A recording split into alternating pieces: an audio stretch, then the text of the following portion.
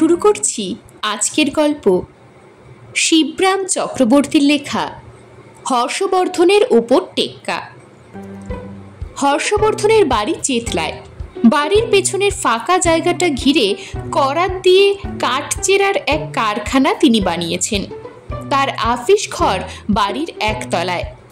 হর্ষবর্ধন একদিন অফিসে বসে আছেন, হিসাব দেখছেন কারবারের। এমন সময় একটা লোক তার দরবারে এসে দাঁড়ালো। নিজের এক দরকার নিয়ে বলল, বাবু, আপনার বাড়ির সামনের অত বড় রোয়াকটা তো একদম ফাঁকা পড়ে থাকে, ওখানে আমার মিঠাইয়ের দোকান খুলতে দেন না একটা। কিসের মিঠাই? হর্ষবর্ধন সুধন। এই সন্দেশ, দরবেশ, রসগোল্লা, জিলিপি, পান্তুয়া, বোঁদে, খাজা, গজা, মিহিদানা, মতিচুর, দই, রাবড়ি বলে যায় লোকটা। হর্ষবর্ধন হা করে শোনেন। শুনতে শুনতে তার হা যেন আরো বড় হয়ে ওঠে। সন্দেশ, দরবেশ, সন্দেশের দর যে বেশ তা আমার জানা আছে ভালোই। তিনি বলেন, আবার খাবো, দেদার খাবো, হরেক রকমের মিঠাই বানাবো আমরা। জানায় লোকটা। আবার খাবো, আমরা দেদার খেয়েছি। ঘাড় নাড়েন হর্ষবর্ধন। ভীমনাগের দোকানের। আবার খাবেন এখানে? আবার খাবার পরে আরো আছে, দেদার খাবো, আমাদের নিজেদের বানানো, আনকোরা নিজস্ব পেটেন্ট। লোকটি প্রকাশ করে, দেদার খেতে হবে, এমনই খাসা মেঠাই মশাই। বাহ বাহ, সে তো খুব ভালো কথা বলে হর্ষবর্ধনের খটকা লাগে। প্রত্যেক খাবারটাই তো পেটেন্ট, পেটে দেবার জন্যই তো সব। তাহলে? হর্ষবর্ধনের উৎসাহ দেখে উৎসাহিত হয়ে লোকটি বলেন, পেটেন্ট মানে পেটে না দিয়ে রক্ষে নেই। তা বাবু, দোকান ঘরের জন্যে আমরা কোনো সেলামি টেলামি দিতে পারবো না, কিন্তু এখানে দোকান ঘরের দরুন সবাই সেলামি চায়, ৫-১০ হাজার টাকা। অত টাকা আমরা কোথায় পাবো বাবু? তাই আপনার দুয়ারেই এলাম। সেলামি দেব না, তবে ভাড়া দেব যা ন্যায্য হয়। আর সেলামির বদলি আপনাকেও সন্দেশ খাওয়াবো রোজ রোজ, তার কোনো দাম লাগবে না আপনার। তোমাকে কোনো ভাড়াও দিতে হবে না তাহলে। হর্ষবর্ধন সঙ্গে সঙ্গে তার আর্জি মঞ্জুর করেন। আমার রোয়াক তো ফাঁকাই পড়ে আছে অমনি, তোমার কাজে যদি লেগে যায় তো মন্দ কি? কাঠের তক্তা দিয়ে ঘরের মতন করে দোকান বানিয়ে নেব আমরা নিজের খরচায়। আর সেই দোকান ঘরে আমি আর আমার ছেলে মাথা গুজে পড়ে থাকব। আমি আর ছোটকু, এই দুজনই তো লোক মোটে আমরা। আমার বাড়ির পেছনে কাঠের কারখানায় তুমি তক্তাও পাবে, যত চাও এনতান নাও আর বানাও তোমার দোকান। তক্তারও কোনো দাম দিতে হবে না তোমাকে। ব্যাস, বসে গেল মিঠাইয়ের দোকান। হর্ষবর্ধনের আফিস ঘর সন্দেশের গন্ধে ভুর ভুর করতে লাগলো, আর তিনি সেই গন্ধে মাত হয়ে আরাম কেদারায় কাত হয়ে আবার খাবো দেদার খেতে লাগলেন। দেদার খাবো খেলেন আবার। অসন্তোষ প্রকাশ করলো গোবর্ধন। দাদা, তুমি এসব কি বাঁধালে বলো দেখি? কেন, কি বাঁধালাম? শুধলেন দাদা। এই রোয়াক জোড়া মিঠাইয়ের কারবার, পেছনে তো কাঠের কারখানা বানিয়েইছ, এবার সামনেও একটা কাণ্ড বাঁধাও। কাণ্ড কারখানা কোনোটারই তুমি রাখলে না। কাণ্ড না বলে প্রকাণ্ড বল। কত বড় বড় সন্দেশ বানায় দেখেছিস? এক একটার দাম নাকি ৮-৮খানা। রোয়াকে বসে পাড়ার ছেলেদের ডাঙ্গুলি খেলা দেখতাম, তাতেও তুমি বাগড়া দিলে শেষটায়। ফোঁস করে গোবরা। আফসোস করিস নে, ডান্ডাগুলি চোখে দেখার চেয়ে সন্দেশগুলি চেখে দেখা ঢের ভালো রে। যত খুশি খা না সন্দেশ, পয়সা লাগবে না তোর। আমাদের জন্য বড় করে স্পেশাল সাইজের বানায় আবার। খাবো কেন অমনি?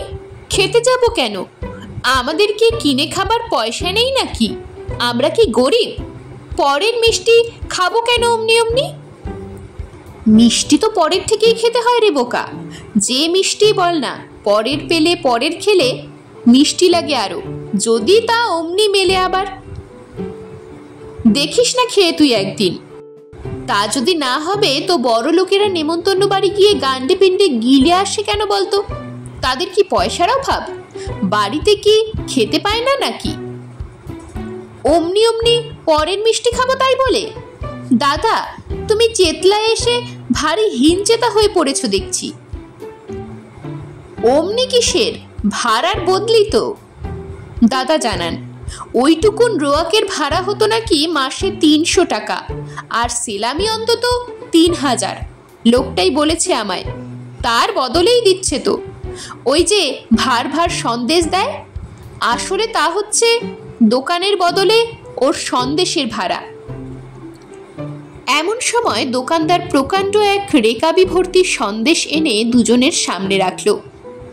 আমার একটা আর্জি ছিল কর্তা। হর্ষবর্ধন একটা সন্দেশ মুখে পুরি দিয়ে কান খাড়া করলেন। শুনি তোমার আর্জি। আমার ভাইজির বিয়ে, 2 দিনের জন্যে দেশে যেতে হবে। কাছে পিঠেই এই হাওড়াতেই বিয়ে, বেশি দূর না। আমার ছেলে আর আমি দুজনেই যাব। এই সময়টা আমার দোকানটা দেখাশোনার ভার কার উপর দিয়ে যাই তারই একটা পরামর্শ নেবার ছিল আপনার কাছে। কেবল চেখে দেখার ভার হলে নিতে পারতুম আমরা, হর্ষবর্ধন বলেন। কিন্তু একটা কিন্তু হয়েই থামতে হলো তাকে। আগে সেই ভারই তো নিতে বলছি আপনাদের, ওই চেখে দেখার ভার। চাকবেন বই কি, হরদমই চাকবেন, যখন খুশি তখনই। সেই সঙ্গে দোকানটায় বসে একটু চোখে দেখতেও হবে, চোখও রাখতে হবে তার উপর। চোখ রাখতে হবে কার উপর? মেঠাই মন্ডার উপরই তো। গোবর্ধনের প্রশ্ন।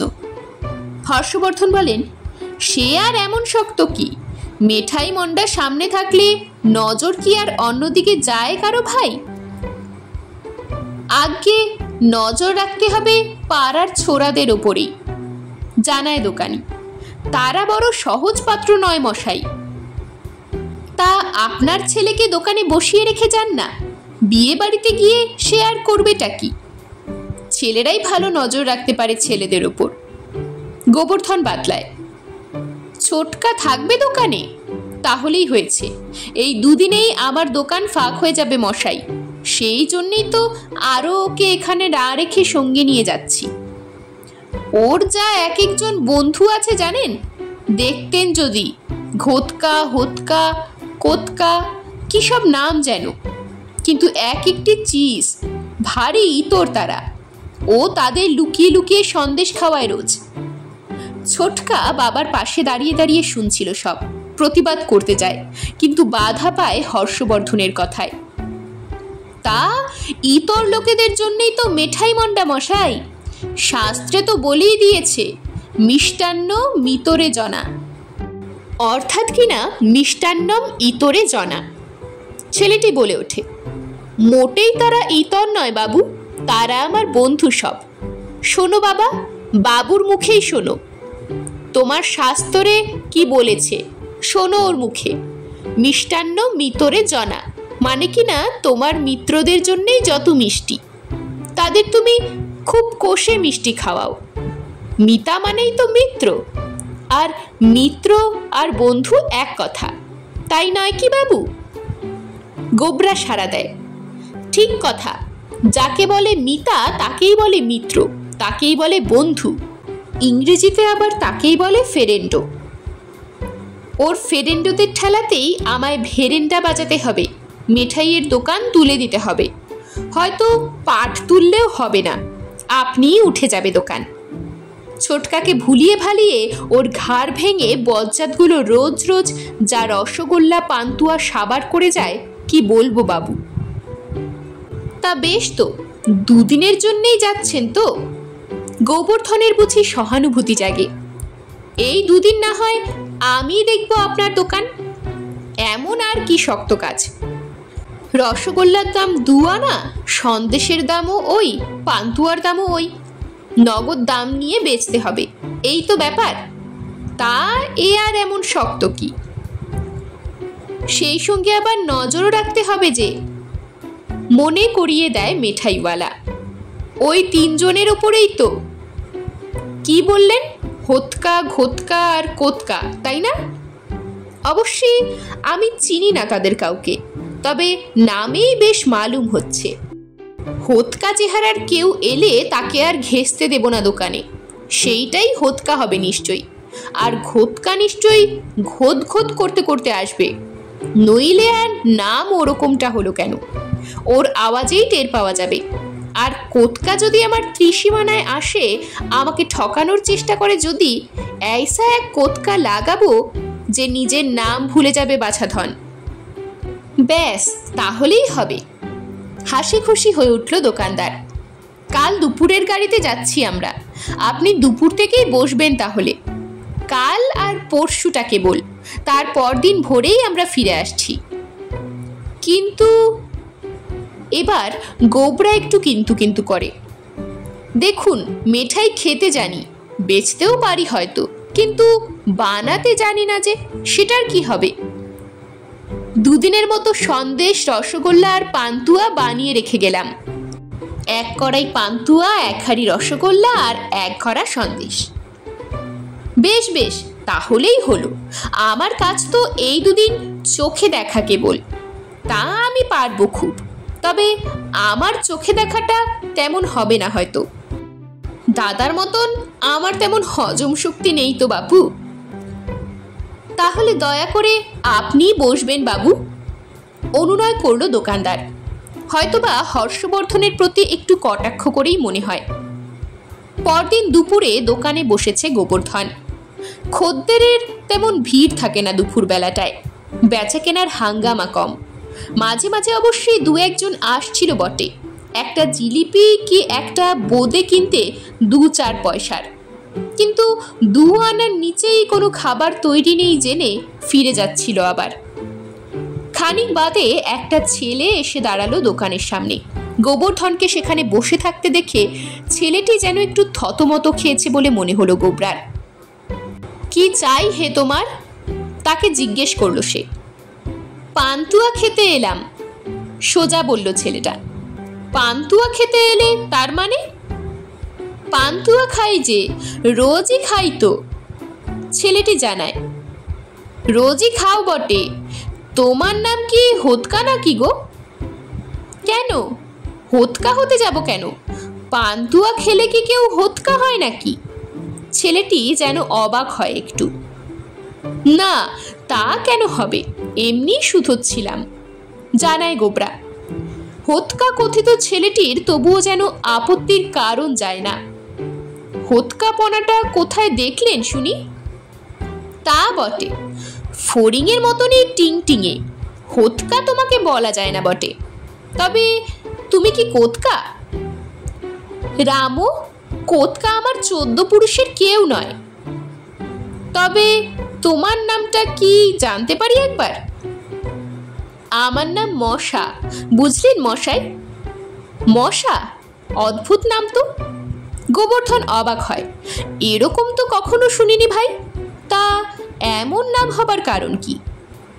শুনেছি আমি নাকি ছোটবেলায় মশার মতন পিনপিন করে কাঁদতাম, তাই আমার ওই নাম হয়েছে। তা হতে পারে। গোবর্ধন ঘাড় নাড়ে। তা পান্তুয়া খাবে যে, পয়সা এনেছো সঙ্গে? পয়সা কিসের, আমি তো অমনি খাই, রোজ রোজই খেয়ে যাই। না, অমনি খাওয়া চলবে না বাবু, পয়সা দিতে হবে, দাম লাগবে তোমার খাওয়ার। বারে, মালিকের ছেলের সঙ্গে ভাব আছে, পয়সা লাগে না। শুধন না দোকানের মালিককে। মালিক নেই, সে হাওড়া গেছে তার ভাইজির বিয়েতে। মালিক হাওয়া হয়ে গেছে? কি বলেন? হ্যাঁ, হাওয়া নয়, হাওড়ায় গেছে ভাইজির বিয়ে দিতে। বেশ তো, তার বদলি যিনি রয়েছেন তাকেই শুধন না কেন, একজন তো আছেন তার জায়গায়। আপনি তো দোকানের কর্মচারী, আপনি তার কি জানবেন? আমি এই পান্তুয়া খেতে বসলাম, যেমন খাই রোজ। বলে সে পান্তুয়ার কড়াইয়ের কাছে বসে গেল ধপ করে। দাদা, ও দাদা, হাঁক পারল গোবরা। মশায় পান্তুয়া খাচ্ছে, পান্তুয়া খেয়ে যাচ্ছে। মশায় পান্তুয়া খাচ্ছে? কি যে বলিস তুই? ভেতরের আপিস ঘর থেকে সাড়া এলো দাদার। বসে গেছে পান্তুয়ার কড়ায়, গোবরা জানায়। বসুক গে, মশা আর কত খাবে। দাদা জবাব দিলেন, রসেই লেপ্টে যাবে, পান্তুয়ার গায়ে আর হুল বসাতে হবে না বাছাধনকে। দেখলেন তো কি বলল নতুন মালিক, বলে ছেলেটা টপাটপ মুখে পুড়তে লাগলো, আর দ্বিতীয় কথাটা না বলে হাঁ করে দেখতে লাগলো গোবর্ধন। তার চোখের ওপর আধখানা কড়াই ফাঁকা হয়ে গেল দেখতে না দেখতে। খেয়ে দিয়ে সে চলে যাবার খানিক বাদে আরেকটি ছেলে এলো সেখানে। তুমি আবার কে বটে হে? শুধলো গোবরা। হোতকা কোতকাদের কেউ নয় তো? আগে না, আমি দোকানদারের আপনার লোক, তার মাস্তুতো ছেলে। মাস্তুতো ছেলে? তা হয় নাকি আবার? কখনো তো শুনিনি। এমনটা কোনো কালে হয়েছে বলে তো জানি না। শোনেননি তো দেখুন এখন, মাস্তুতো ছেলে মানে তার ছেলের মাস্তুতো ভাই। বুঝলেন এবার? বুঝেছি। তার নামটা কি তোমার, শুনি একবার? আগে আমার নাম মাছি। আপনার রসগোল্লা খেতে এসেছি, রোজ রোজ আমি খাই এখানে এসে। এই না বলে রসগোল্লার হাঁড়িটা টেনে নিল সে। দাদা, ও দাদা, আবার হাঁক পারল গোবরা। এবার মাছি এসে বসেছে তোমার রসগোল্লার হাঁড়িতে। আপিস ঘর থেকে এবার রাগত গলা শোনা গেল দাদার। তুই কি আমাকে কাজ করতে দিবি না নাকি? ইয়ার কি পেয়েছিস?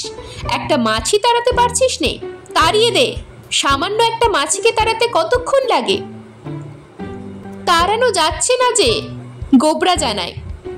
মোটেই সামান্য মাছি নয়। তাহলে বসতে দে মাছিকে। বলে আস্তা কুড়েতেই বসে, আর রসগোল্লা পেলে বসবে না?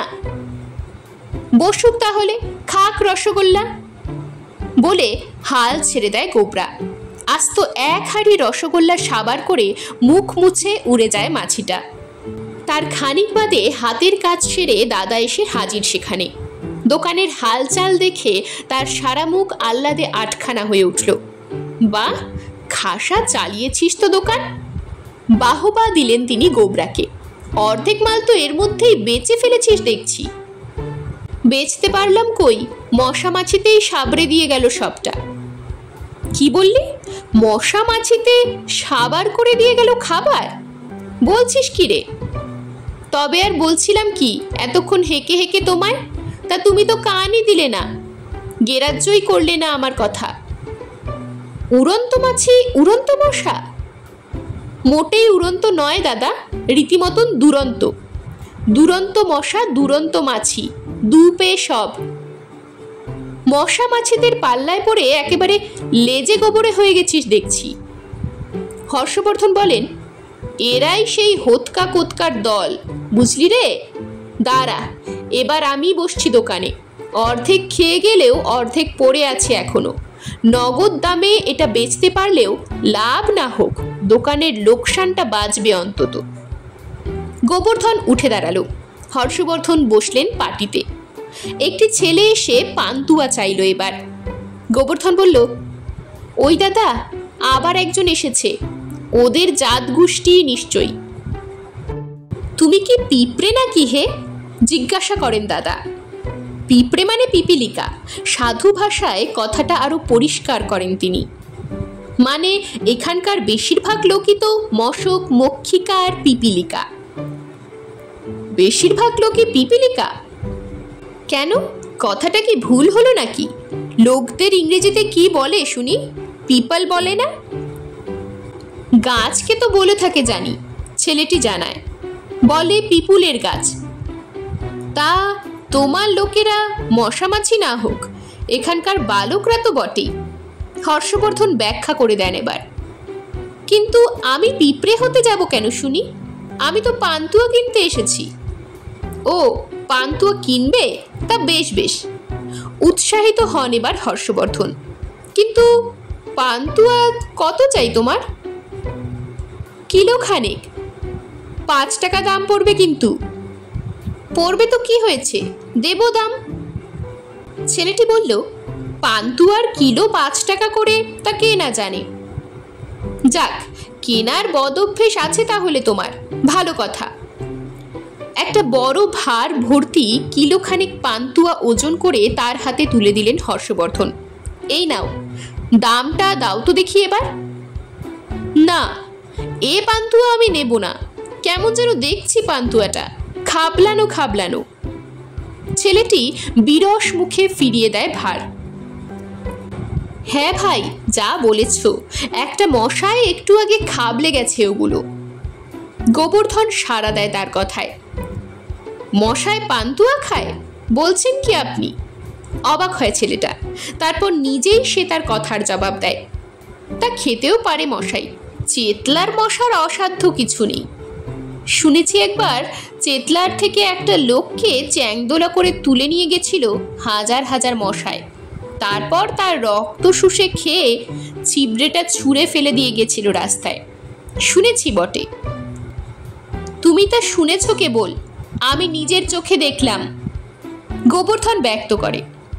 তাহলে ওই পান্তুয়া আমার চাইনি, আপনারা আমায় কিলোখানেক রসগোল্লা দিন ওর বদলে। তার দামটা কত পড়বে? রসগোল্লা পান্তুয়া ওই একই দাম, ওই 5 টাকাই, 2 আনা করে পিস যখন দুটোরই।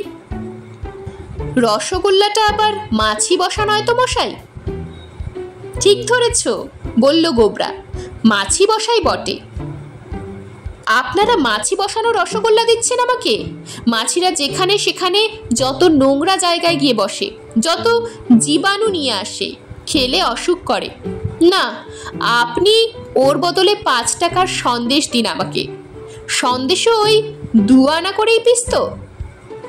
হ্যাঁ, বলে ঘাড় নেড়ে হর্ষবর্ধন তাকে ঘরার থেকে চুবড়ি ভরে সন্দেশ সাজিয়ে দেন। সন্দেশের চুবড়ি নিয়ে ছেলেটি চলে যেতে উদ্যত হয়। ওহে, দামটা দিয়ে গেলে না যে? বাধা দেয় হর্ষবর্ধন। আসল কাজই ভুলে যাচ্ছ যে। কিসের দাম? চুবড়ি হাতে ফিরে দাঁড়ালো ছেলেটা। সন্দেশের দামটা। সন্দেশের দাম দিতে যাব কেন? সন্দেশ তো আমি রসগোল্লার বদলে নিলাম। বেশ, রসগোল্লার দামটাই দাও তাহলে। রসগোল্লা তো আমি পান্তুয়ার বদলেই নিয়েছি। আহা, পান্তুয়ার দামটাই দাও না গো। পান্তুয়ার দাম দিতে হবে কেন শুনি? ছেলেটি ভারী বিরক্ত হয় এবার। পান্তুয়া আমি নিলাম কখন? ও তো আমি নিইনি। যা নিলাম না তার আবার দাম দেব কেন? যা নিইনি তারও দাম দিতে হয় নাকি? ছেলেটি চলে যায় দেখে হর্ষবর্ধন তাকে ফিরে ডাক দেন আবার। ওহে, শোনো শোনো, দাম চাচ্ছি নে, একটা কথা কেবল জানতে চাইছি। একটু আগে যারা মশা মাছির ছদ্মবেশে এসে খেয়ে গেছে তাদের নাম কি হোতকা আর ঘোতকা? ধরেছেন ঠিক। ছেলেটি খিকখিক করে হেসে ফেলে। আর তোমার নাম? আর আমি হচ্ছি কোতকা। যেতে যেতে চুবড়ির থেকে সন্দেশ খেতে খেতে বলে যায় ছেলেটা। কোত কোত করে গিলতে গিলতে চলে যায়। হর্ষবর্ধন হতবাক হয়ে থাকেন। গেছে, তার জন্য মন খারাপ করো না দাদা। গোবর্ধন সান্ত্বনা দেয় দাদাকে। তোমাকে তো আমার মতন তেমন লেজে গোবরে হতে হয়নি। তাহলেও বলতে হয় দাদা, তোমার ওই কোতকাটাই ভারী জব্বর হয়েছে, তাই না দাদা? নিজের লেজের গোবরটাই যেন দাদার মুখের উপর ভালো করে লেপে দেয় গোবরা।